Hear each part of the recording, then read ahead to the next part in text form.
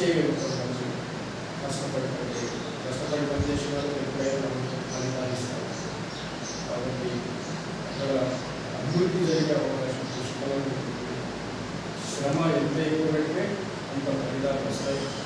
ఈ శ్రమ ఫలితాలు మనం ఆరోగ్యంగా ఉండాలంటే స్వచ్ఛతను పాటించాలి. ప్రభుత్వ పరంగా మీకు ఈ నియామకం సహాయం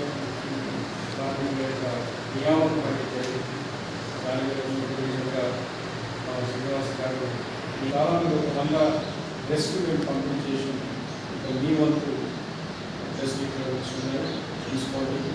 దసరా టైం తీసుకోండి, ఉపయోగించుకోండి. వచ్చినటువంటి స్థానిక గురువు గారు, అదేవిధంగా మీ అందరికీ సుపరిస్థితుల వెంకటప్రసాద్ గారు, అదేవిధంగా మీకు ఎప్పుడు పిలిచినా మీ డాక్టర్ ముదాసిర్ గారు, ఈ కమిటీ ఆపరేషన్లో వాళ్ళ కన్నా యొక్క సేవలు కూడా చాలా అనిర్వచితంగా ఉంది.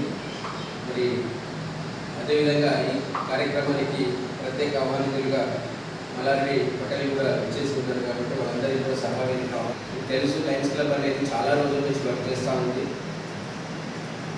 స్వీడన్ షాట్లో మనకి లయన్స్ క్లబ్ అనేది ప్రతి రంగంలో కూడా సేవలు అందించాలనేటువంటి ఉద్దేశంతో మరి ఆయా పరిస్థితులకు అనుగుణంగా, ఆయా ప్రాంతాలకు అనుగుణంగా కొన్ని కార్యక్రమాలు అనేవి చేపట్టడం జరుగుతాం. మొన్న గతంలో పచ్చదనం పరిశుభ్రత కార్యక్రమంలో భాగంగా జెడ్పీహెచ్ఎస్ తడకల్లో నిర్వహించాము.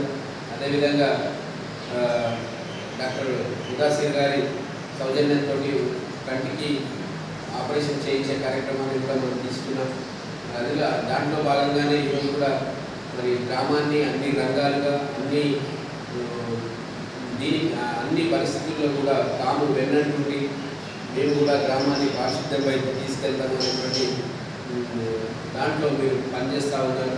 వారికి కూడా చూడాలనేటువంటి ఉద్దేశంతో ఈ బట్టల పంపిణీ కార్యక్రమం అనేది చేపట్టడం జరుగుతుంది. మరి ఈ